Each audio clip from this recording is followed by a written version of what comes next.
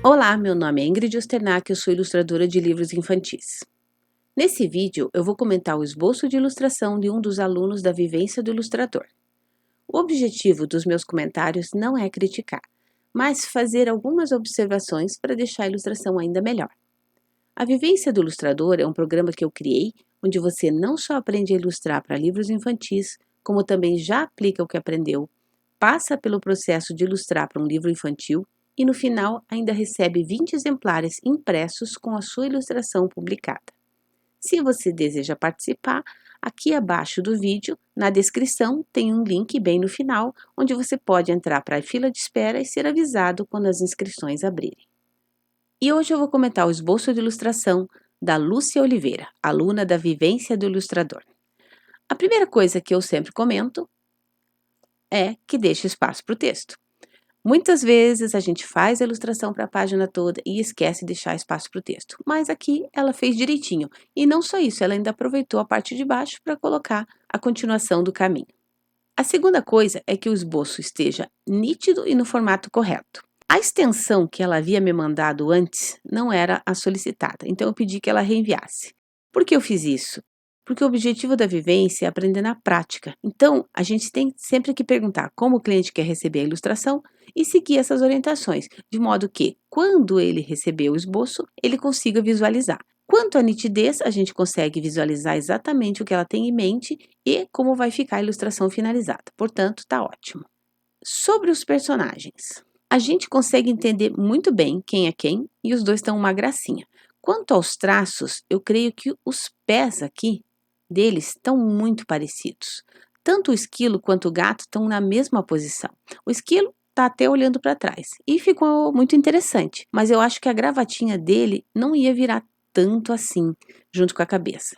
Para ter certeza disso, eu acho que a gente pode até colocar uma gravata, olhar no espelho e ver se, quando a gente olha para trás, a gravata vira também. Faça esse exercício em casa e me conte aqui nos comentários, ou peça para alguém fazer. Porém, como eu sempre digo, a ilustração infantil aceita algumas brincadeiras e fica a critério dela mudar ou não. Eu acho que quando você tem várias brincadeiras numa ilustração, fica legal, porque mostra que foi proposital. Porém, se só tiver uma, pode não ser percebido como intencional por parte do ilustrador. Sobre o cenário, eu acho que esse caminho e a árvore estão muito legais, porque ela não encheu o caminho de pedras, olha só. Ela colocou algumas e isso já é suficiente para dar a intenção. Ela não precisa deixar a ilustração poluída. Assim a gente consegue até visualizar melhor os personagens. Portanto, achei que está excelente assim. Eu gostei muito dos detalhes do vaso. Achei que ficou muito legal.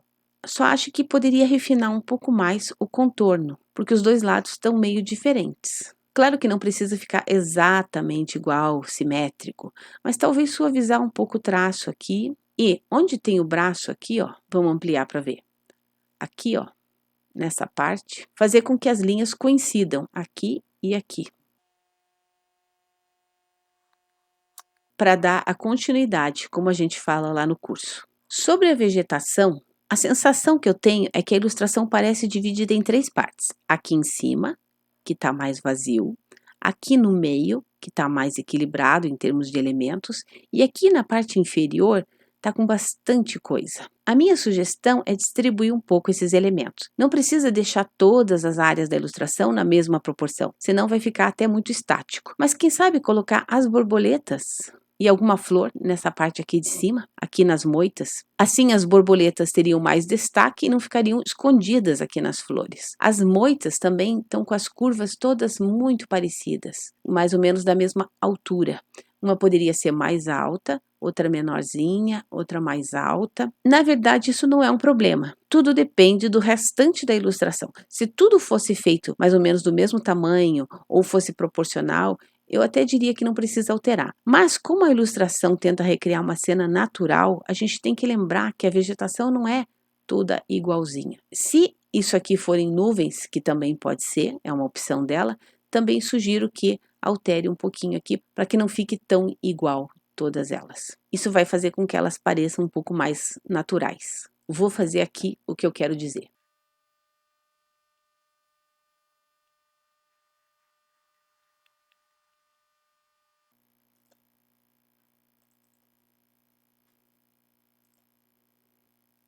Mais ou menos isso. Como eu sempre digo, são só comentários, são sugestões, não é obrigatório seguir. E para finalizar, eu quero falar sobre essa corujinha aqui que ficou uma fofura. Achei que ela tá uma graça. Até fiquei me perguntando, será que é ela que é o sábio da história? O que você acha, você que está assistindo? Escreva nos comentários abaixo. Eu quero agradecer a Lúcia por ter enviado, quero agradecer a você que está assistindo, eu espero que você tenha curtido os comentários. Se você gostou, dá um joinha e me siga no meu canal. Uma ilustrada semana e até mais!